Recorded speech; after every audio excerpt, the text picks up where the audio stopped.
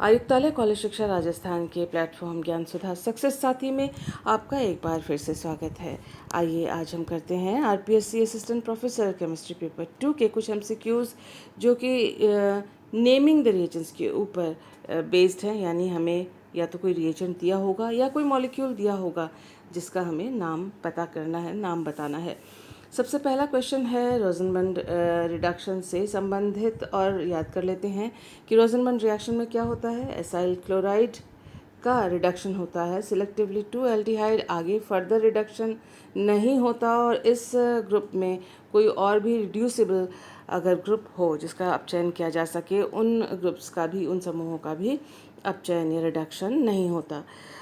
इसके लिए यूज़ किया जाता है हाइड्रोजन और पैलेडियम, और पैलेडियम के साथ बेरियम सल्फेट और क्विनोलिन पॉइजन का यूज़ किया जाता है।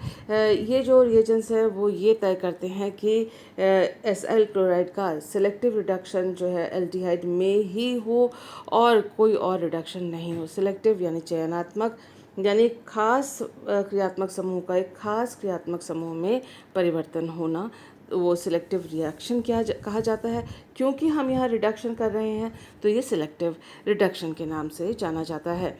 ये रिएक्शन जो है मॉलिक्यूलर हाइड्रोजन के साथ होता है, जैसा कि आप देख सकते हैं, और कैटलिस्ट है palladium on barium sulphate and quinoline is used as a poison. So ये जो है रोजनबंड कैटलिस्ट के नाम से यूज़ होता, नाम से जाना जाता है। हमारे पास ये ऑप्शंस दिए हुए हैं जिंक एमलगम का, लिथियम एल्यूमिनियम हाइड्राइड का, जो कि गलत हैं, और निकल हाइड्रोजन ये भी रिडक्शन के लिए है, ये रिडक्शन के लिए है, लेकिन रोजनबंड रिडक्शन के सिलेक्टिव रिडक्शन के लिए हम सिर्फ इसको यूज़ करते हैं। So option number 3 is the correct answer, जो कि आप यहाँ पर भी देख रहे हैं।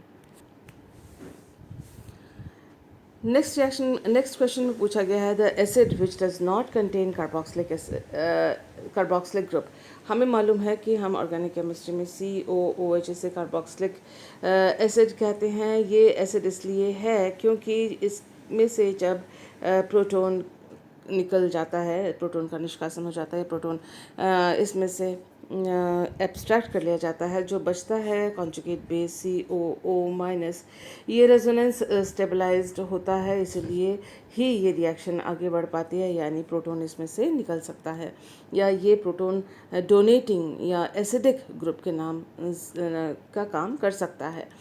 तो हमें ये पूछा गया है इनमें से कौन सा ऐसा एसिड है जिसमें कार्बोक्सिलिक एसिड नहीं है। देखिए ऑर्गेनिक केमिस्ट्री में जो पिक्रिक एसिड है वो ऐसा एसिड है जिसमें कार्बोक्सिलिक ग्रुप नहीं है। ये इसमें जो OH हाइड्रोजन है ये निकल सकता है बहुत आसानी से, क्योंकि इसके बाद बनने वाला O-, यहाँ से अगर H+ निकल जाए तो जो O- के बाद ये जो स्ट्रक्चर बनता है, ये जो कॉन्जुगेट बेस है वो ये 3 इलेक्ट्रॉन अट्रैक्टिंग ग्रुप्स जो -M समूह हैं ये, तो ये इलेक्ट्रॉन अपनी ओर खींच लेते हैं मेसोमेरिज्म के द्वारा और कॉन्जुगेट बॉन्ड्स की वजह से, और इस वजह से ये जो कॉन्जुगेट बेस बनेगा O-, वो बहुत ज़्यादा स्टेबल होता है। इसीलिए पिक्रिक एसिड का नाम एसिड है, क्योंकि इसमें ये H जो है आसानी से कोई भी बेस निकाल सकता है, तो इसको एब्स्ट्रैक्ट कर सकता है, या फिर ये प्रोटॉन को डोनेट बहुत आसानी से कर सकता है, इस बावजूद इसके कि इसमें COOH ग्रुप नहीं है। सो इस क्वेश्चन का आंसर है option number 4, that is picric acid. लेकिन साथ ही जान लेते हैं कि बाकी किन कंपाउंड्स के बारे में इन्होंने पूछा है, क्योंकि अक्सर जो जिनके नाम यहाँ पर दिए हुए होते हैं उन के ऊपर भी दूसरे पेपर्स में या दूसरे क्वेश्चंस आते हैं। तो यहाँ दिया हुआ है पायरुविक एसिड, जिसका ये देखिए COOH ग्रुप है, यहाँ एलानिन दिया हुआ है, ये रहा COOH ग्रुप। सिनेमिक एसिड दिया हुआ है, ये है COOH ग्रुप। तो ये सारे कंपाउंड्स हैं जिनमें COOH ग्रुप थे और इसमें नहीं था। So this was the answer and explanation for this particular question. Baeyer विनेगर ऑक्सीकरण में प्रयुक्त ऑक्सीकारक है। बेयर विनेगर ऑक्सीडेशन जो है वो नेट JRF और जैम में और आरपीएससी में काफ़ी पूछा जाता है। तो हम देख लेते हैं, याद कर लेते हैं एक बार, क्योंकि बेयर विनेगर ऑक्सीडेशन के ऊपर हमने कई क्वेश्चंस किए हैं कॉम्पिटिटिव एग्जाम्स में। Let us see what happens. ये जो सी डबल बॉन्ड ओ है, उसका जो सी सी बॉन्ड है वो ब्रेक होता है, और इसमें भी माइग्रेटरी एप्टीट्यूड है, उसके बारे में हम पहले वाले वीडियोस में बहुत बात कर चुके हैं, जानकारी ले चुके हैं। कुल मिला के यहाँ जो हमें याद रखना है वो ये कि ये कार्बोनिल ग्रुप जो है एस्टर में कन्वर्ट हो रहा है, और इसको इस ऑक्सीडेशन के लिए मदद कर रहा है परऑक्सी एसिड, और यही है रिएजेंट बेयर विनेगर ऑक्सीडेशन रिएक्शन में। तो इस जो बेयर विनेगर ऑक्सीडेशन रिएक्शन है, जो वो कई तरह के पर ऑक्सी कंपाउंड्स के द्वारा ये हो सकता है, जैसे कि हाइड्रोजन पेरोक्साइड, 3-क्लोरोपरबेंजोइक एसिड, इस तरह से, और भी परऑक्सी ट्राइफ्लोरोसिटिक एसिड इत्यादि जो रिएजेंट्स हैं उनके द्वारा बेयर विनेगर रिएक्शन हो सकता है। हमारे पास यहाँ जो ऑप्शंस दिए हुए हैं KMnO4, HNO3, CrO3, ये सारे गलत हैं, आपको मालूम ही है, क्योंकि इसमें पर एसिड जो है सबसे पहले वाला ऑप्शन है, option number 1, that is parabenzoic acid. So this is the correct answer. Let's go for the next question. इस क्वेश्चन में पूछा है pick up an imino acid. Imino group से जब भी हम इमिनो सोचते हैं तो सी डबल बॉन्ड एन, इस तरह से सी डबल बॉन्ड NH, इस ग्रुप को इमिनो ग्रुप कहा जाता है। इसके अलावा अगर NH है और कार्बन नाइट्रोजन दो अलग अलग एल्किल ग्रुप से बॉन्डेड है, उसको भी इमिनो ग्रुप कहा जाता है। तो इस बात को आपको ध्यान में रखना है, क्योंकि हम कॉम्पिटिटिव एग्ज़ाम्स की बात कर रहे हैं। आइए देखते हैं हमें जो ऑप्शंस दिए हुए हैं वो कौन से हैं। हमें देखिए जो एमिनो एसिड्स हैं उनके स्ट्रक्चर के बारे में, इससे पहले वाले ऑप्शन एक क्वेश्चन में भी एमिनो एसिड आया था। तो जो एमिनो एसिड्स के जो कॉमन जो स्ट्रक्चर्स हैं जो कॉम्पिटिटिव एग्ज़ाम्स में पूछे जाते हैं, उनके स्ट्रक्चर्स में आप उनके बारे में आपको पूरा ध्यान होना चाहिए, उनका स्ट्रक्चर आपको याद होना चाहिए। तो लिखकर आप प्रैक्टिस कर सकते हैं, 2-3 बार प्रैक्टिस करेंगे लिखकर तो सीरीज़ आपको याद हो जाएगी। यहाँ इन्होंने पूछा है कि इनमें से कौन सा इमिनो एसिड है, उसके लिए उसका स्ट्रक्चर जानना ज़रूरी है। तो आप देख सकते हैं कि प्रोलीन जो है उसका स्ट्रक्चर ये है, सिस्टीन का स्ट्रक्चर ये है जिसमें NH2 है, सीरीन का स्ट्रक्चर उसमें NH2 है, टायरोसिन के स्ट्रक्चर में NH2 है, तो ये तो इमिनो एसिड नहीं है।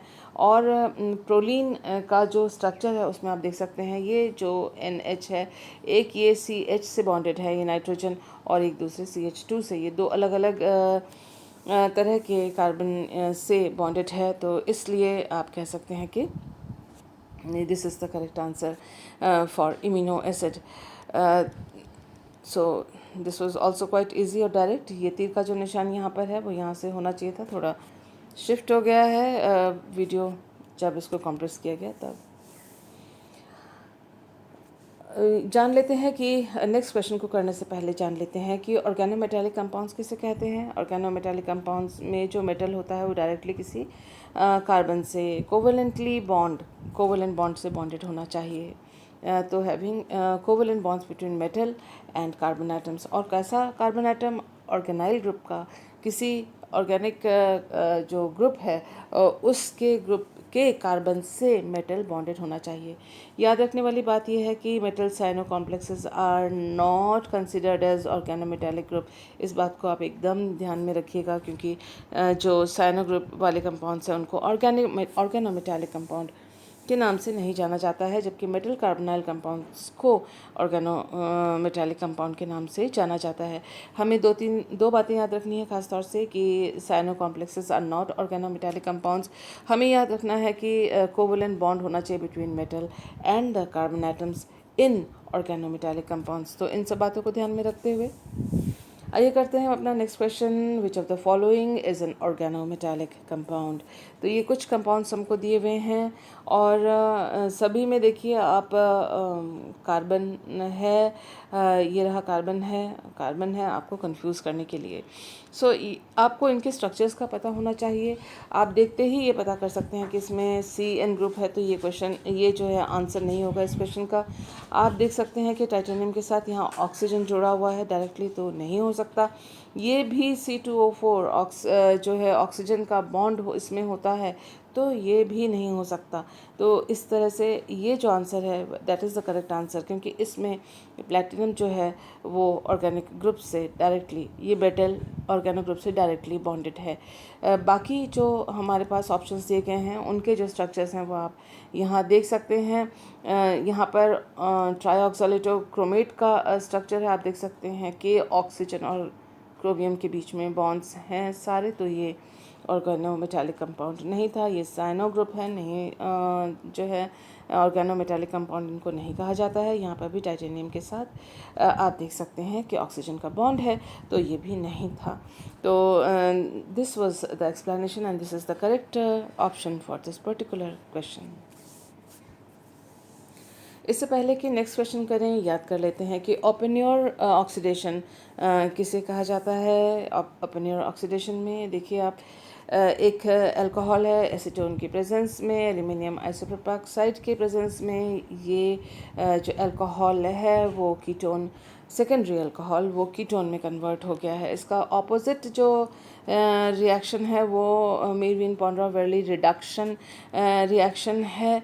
और यहाँ पर इसकी बात तो रिडक्शन की तो नहीं करते हैं क्योंकि हमारा नेक्स्ट क्वेश्चन जो है वो ओपन-योर ऑक्सीडेशन से है, लेकिन फिर भी ये देख लेते हैं कि मीरविन पॉन्ड्रा वर्ली रिडक्शन में आप जो कार्बोनाइल कंपाउंड है वो सेकेंडरी एसिमेट्रिक, अगर ये दोनों एक जैसे नहीं हैं तो वो इस तरह से सेकेंडरी अल्कोहल में कन्वर्ट हो जाता है। तो इसमें इस बात को हम याद रखते हैं कि एल्युमिनियम आइसोप्रोपेक्साइड जो है इसमें यूज़ किया गया है। और ये ओपन-योर ऑक्सीडेशन मेथड जो है वो एक जेंटल मेथड है, यानी इजीली ये रिएक्शन होती है। तीव्र कंडीशंस या हैज़र्डस या पॉल्यूशन फैलाने वाले, बहुत अधिक पॉल्यूशन फैलाने वाले रिएक्शंस में ये नहीं है। Which of the following reagent is used in open-your oxidation. ये नहीं है, NaBH4, LiLH4 नहीं है, ऑस्मियम टेट्राऑक्साइड नहीं है, एल्यूमिनियम आइसोप्रोपेक्साइड है जो कि ओपन-योर ऑक्सीडेशन में यूज़ किया जाता है। तो इस तरह से ये आंसर काफ़ी डायरेक्ट था और इजी था। इससे पहले कि नेक्स्ट क्वेश्चन करें, याद कर लेते हैं सेलेनियम डाइऑक्साइड जो कि एक ऑक्सीडाइजिंग एजेंट है और ये एलाइलिक ऑक्सीडेशन ऑफ एल्कीन्स के लिए ख़ास तौर पर यूज़ किया जाता है। आप देख सकते हैं एलाइलिक जो कंपाउंड है उसका ये देखिए OH या एलाइलिक और अल्कोहल या फिर आप कार्बोनाइल कंपाउंड में फर्दर ऑक्सीडेशन इसका हो सकता है। आप देख सकते हैं कि यहाँ सीधे डायरेक्टली इसका 1,2 डाइकार्बोनाइल कंपाउंड में भी ऑक्सीडेशन हो सकता है। इस तरह से कार्बोनाइल कंपाउंड का जो एल्काइंस हैं उनका भी सेलेनियम डाइऑक्साइड के साथ ऑक्सीडेशन हो सकता है। आप देख सकते हैं 1,2 डाइकार्बोनाइल कंपाउंड में या फिर कीटो एसिड्स में इसका ऑक्सीडेशन हो सकता है। तो सेलेनियम डाइऑक्साइड से ये ऑक्सीडेशन रिएक्शंस होते हैं, ये जो हमें याद रखने हैं। नेक्स्ट इन्फॉर्मेशन जो हमें याद रखनी है वो है कि रेने निकल से एल्कीन्स का हाइड्रोजनेशन होता है, हालांकि ये सिस हाइड्रोजनेशन होता है। और याद कर लेते हैं LDA लिथियम डाइसल्फाइड एमाइड, ये रहा आपकी स्क्रीन पे। और आप देख सकते हैं कि ये नाइट्रोजन जो है यहाँ पर इलेक्ट्रॉन डोनर यानी बेस की तरह यहाँ पर काम कर रहा है। और इसके साथ खास बात यह है कि डाइआइसोप्रोपाइल, ये दोनों बड़े ग्रुप हैं जो स्टेरिक हिंडरेंस करते हैं, त्रिविम बाधा उत्पन्न करते हैं, जिसकी वजह से देखिए ये जो कार्बोनाइल कंपाउंड है इसके दोनों तरफ, जैसे यहाँ पर भी एक हाइड्रोजन है लेकिन ये जो हाइड्रोजन है उसके साथ ये 2 मेथल ग्रुप्स हैं। यहाँ पर जो हाइड्रोजन है उसके साथ 2 हाइड्रोजन और हैं, तो इनका आकार छोटा है, मेथल ग्रुप का आकार या साइज़ बड़ा है। यानी इधर की तरफ जो हाइड्रोजन इधर की तरफ जो हाइड्रोजन है उसके आसपास त्रिविम बाधा या स्टेरिक एंडोरेंस ज़्यादा है और इधर जो है स्टेरिक एंडोरेंस कम है। इसलिए जो LDA है वो उस हाइड्रोजन को एब्स्ट्रैक्ट करता है जिस पर त्रिविम बाधा कम है, क्योंकि खुद इसके ऊपर जिस बड़े ग्रुप्स लगे हुए हैं। इस तरह से ये सिलेक्टिव रिएजेंट हो जाता है और इनोलेशन जो है हाइड्रोजन जो निकालता है एक ख़ास दिशा से निकालता है, इस दिशा में, इस डायरेक्शन में इनोलेट फॉर्मेशन नहीं होगा। तो हमें ये याद रखना है कि ये एक बेस है। नेक्स्ट क्वेश्चन जो हमारे पास है, हमने जो अब इंफॉर्मेशंस देखें इससे पहले उनके ऊपर थोड़ा सा बेस्ड है। A reagent used for cis hydroxylation of double bond. तो cis hydroxylation double bond selenium dioxide के साथ नहीं होता, रेने निकल के साथ नहीं होता, रिडक्शन होता है, इसमें ऑक्सीडेशन होता है। LDA it is a base जो हाइड्रोजन एक्सट्रैक्ट करने के लिए है। अगर आपको इतना भी याद है तो भी आप यहाँ तक पहुँच सकते हैं। देखिए कॉम्पिटिटिव एग्जामिनेशंस में कई बार जो हमें करेक्ट आंसर है वहाँ तक पहुँचने के लिए जो नेगेटिव है उसका पता होना भी ज़रूरी होता है, उससे भी हम करेक्ट आंसर पे पहुँच सकते हैं। ज़रूरी नहीं हो कि हमें ये तो खैर इजी था कि ऑस्मियम टेट्राक्साइड के बारे में मान लो हमें नहीं मालूम है, सपोज़ 1% के हमें नहीं मालूम है, लेकिन हमें इन तीनों रिएजेंट्स के बारे में मालूम है तो भी हम इस आंसर तक पहुंच सकते हैं, क्योंकि हमें यहाँ इसकी मैकेनिज्म वगैरह तो कुछ लिखनी नहीं है, प्रोडक्ट लिखने नहीं है, इन्होंने सिर्फ ऑप्शन दिया हुआ है तो हम आसानी से यहाँ तक पहुँच सकते हैं। हालांकि हमें मालूम है कि ऑस्मियम टेट्राक्साइड जो है डबल बॉन्ड का सिस हाइड्रोक्सिलेशन करता है। यहाँ सोडियम बाइसल्फाइड यूज़ किया गया है, वाटर का भी इस्तेमाल इसमें कर सकते हैं। और आपको बता दें कि ऑस्मियम टेट्राक्साइड क्योंकि एक महंगा रिएजेंट और टॉक्सिक रिएजेंट है तो इसको कैटालाइटिक अमाउंट में आजकल यूज़ किया जाता है और ग्रीन केमिस्ट्री में इसका यूज़ या तो ना करें या फिर बहुत कम अमाउंट में किया जाता है। नेक्स्ट क्वेश्चन करने से पहले याद कर लेते हैं कि ब्रोमीन और वाटर के प्रेजेंस में कार्बोनिल जो ग्रुप्स हैं उनका इस तरह से ऑक्सीडेशन हो रहा है COOH ग्रुप में। ये हमें याद रखना है कि कार्बोनिल ग्रुप को ऑक्सीडाइज कर देता है। इसके अलावा हम यहाँ देख रहे हैं कि 2 कार्बोनिल ग्रुप्स हैं, अगर आसपास हैं तो लेड टेट्राएसीटेट के साथ LDA जिसे कहते हैं लेड टेट्रा एसिटेट LTA के साथ जो है ये जो बॉन्ड है C डबल बॉन्ड O के बीच में जो कार्बन कार्बन बॉन्ड है उसका क्लीवेज हो जाता है या वो टूट जाता है और इस तरह से कार्बोक्सिलिक एसिड उत्पाद के रूप में हमें प्राप्त होता है। लिथियम एल्यूमिनियम हाइड्राइड जो है वो रिडक्शन करता है और अपचयन करता है। आप देख सकते हैं कि एस्टर से हमको ये अल्कोहल प्राप्त हुआ है और इस तरह से इसका मैकेनिज़्म है। हालांकि मैकेनिज़्म के बारे में हमें यहाँ जो नेक्स्ट क्वेश्चन है उसके ऊपर बेस्ड नहीं है, लेकिन आप में से जो भी अब नोट्स बना रहे हो या प्रैक्टिस कर रहे हो तो वीडियो को पॉज करते हुए इन रिएक्शंस को प्रैक्टिस कर सकते हैं, लेकिन अलग अलग पेज में अलग अलग टॉपिक्स को आप लिखें तो एग्जामिनेशन से ठीक पहले रिवाइज करने के लिए आसानी होगी। याद कर लेते हैं कि ब्रूअर्स ईस्ट या बेकर्स ईस्ट जो कि एक ग्रीन रिएजेंट है, ग्रीन रिएजेंट पे आजकल खूब ज़ोर दिया जाता है। ग्रीन रिएजेंट इसलिए है क्योंकि नेचर से ही इसको प्राप्त कर सकते हैं। नेचर में जो एंजाइम्स होते हैं और जो रिएजेंट्स होते हैं उनकी जो स्टीरियो केमिस्ट्री होती है वो स्पेसिफिक होती है, ख़ास होती है स्टीरियो केमिस्ट्री, और जिस वजह से, और वो स्ट्रक्चर में भी बड़े होते हैं, उसमें त्रिविम बाधा होती है, उनका स्ट्रक्चर बड़ा होता है, इसीलिए वो एक ख़ास दिशा से ही रिएजेंट के या सबस्ट्रेट के ऊपर अटैक कर सकते हैं। जैसे कि जिस एंजाइम्स हैं वो प्रिलॉग रूल को फॉलो करते हुए जिस दिशा में स्मॉल ग्रुप है उस दिशा से आक्रमण करते हैं, और आप देख सकते हैं C डबल बॉन्ड O का यहाँ रिडक्शन हुआ है लेकिन एक ख़ास दिशा से एंजाइम ने आक्रमण किया है। तो इसी बात को फॉलो करते हुए, इसी प्रिंसिपल को फॉलो करता है बेकर्स ईस्ट भी, और इसमें आप देख सकते हैं जो एस्टर ग्रुप का जो C डबल बॉन्ड O है वो रिड्यूस हुआ है, लेकिन रिड्यूस एक ख़ास स्टीरियोकेमिकल प्रोडक्ट को ही वो देता है, यानी एक स्पेसिफिक प्रोडक्ट को ही देता है। दोनों तरह के एनैंशियोमर्स को वो नहीं प्रदान करता या दोनों तरह के आइसोमर्स को नहीं प्रदान करता। ये खासियत है सारे ऑर्गेनो या ग्रीन रिएजेंट्स के ख़ास तौर से जो एंजाइम्स हैं जिनका हम यूज़ करते हैं तरह तरह के ग्रीन रिएक्शंस के लिए। तो यहाँ देखें, the reagents suitable for stereospecific reduction of beta keto ester and beta diketone. तो रिडक्शन पूछा है, वो भी स्टीरियो स्पेसिफिक पूछा है, क्योंकि ग्रीन केमिस्ट्री पे जोर है। जब भी ऐसी चीज़ें पूछी जाती हैं, आपको अगर इसके बारे में नहीं मालूम है तो भी चलेगा, इसके बारे में नहीं मालूम है तो भी चलेगा, एलटीए के बारे में मालूम नहीं है तो भी चलेगा, लेकिन जो सबसे पहले आपको इनके बारे में ना मालूम होते हुए भी स्टीरियो स्पेसिफिक बोला हुआ है, तो सीधे जो organo based, nature based, not organo based, nature based जो कंपाउंड है, जब बेकर ईस्ट, उसके ऊपर आपका ध्यान जाना चाहिए, भले इसका मैकेनिज्म आपको ध्यान हो या ना हो। तो इस तरह के जो रिडक्शंस या रिएक्शंस होते हैं जो एकदम ख़ास स्टीरियोकेमिस्ट्री वाले होते हैं, और हमारे पास अगर खूब सारे ऑप्शंस दिए हुए हैं, उसमें जो नेचुरल ऑप्शन है, जो ग्रीन ऑप्शन है, वही सबसे पहले आप चुनेंगे।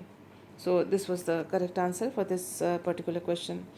आंट आइस्टर्ट सिंथेसिस को याद कर लेते हैं। इसमें जो कार्बोक्सिलिक कंपाउंड है उसको दूसरे कार्बोक्सिलिक कंपाउंड में कन्वर्ट किया जाता है। ये thionyl chloride, diazomethane, silver oxide and water के प्रेजेंस में, और आप देख सकते हैं कि एक कार्बन एटम ज़्यादा है इसके तुलना में, जिससे हम स्टार्ट हुए थे उसमें एक कार्बन एटम कम है, और जो प्रोडक्ट है उसमें एक कार्बन एटम ज़्यादा है।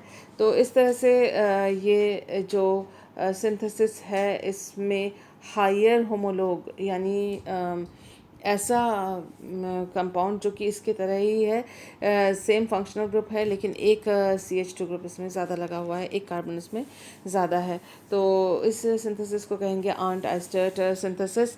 और ये जो हो रहा है, ये थाइनल क्लोराइड के साथ पहले इसका जो OH है उसकी जगह Cl लग गया है, ये न्यूक्लियोफिलिक सब्स्टिट्यूशन रिएक्शन था। और आप देख सकते हैं यहाँ पर डायज़ो ग्रुप है, कीटो डायज़ो ग्रुप है, और डायज़ो कंपाउंड, कीटो डायज़ो कंपाउंड बना है, और फिर उसका जो है कार्बोक्सिलिक एसिड में कन्वर्शन हुआ है। तो इस से हम जो इंटरमीडिएट कंपाउंड बनता है, ये ही यहाँ लिखा हुआ है। अगर हम यहाँ पर वाटर की जगह अगर हम अल्कोहल यूज़ करते हैं तो हायर एस्टर हम इस एसिड का प्राप्त कर सकते हैं।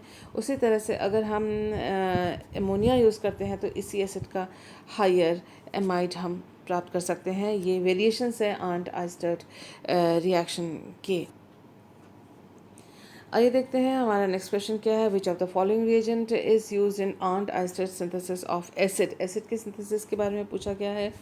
तो ऑस्मियम टेट्रोक्साइड यूज़ नहीं होता, सेलेनियम डाइऑक्साइड यूज़ नहीं होता। या ध्यान रखिए कि ऑस्मियम टेट्रोक्साइड और सेलेनियम डाइऑक्साइड के बारे में क्वेश्चंस आ रहे हैं, रिपीट हो रहे हैं। तो इन रिएजेंट्स का आप थोड़ा सा इनके बारे में आप ध्यान रखिएगा, क्योंकि इनके ऊपर क्वेश्चंस आ सकते हैं या ये ऑप्शंस में आ सकते हैं। डायज़ोमीथेन हमको दिया हुआ है, that is the correct answer for Arndt Eistert synthesis of an acid, higher acid.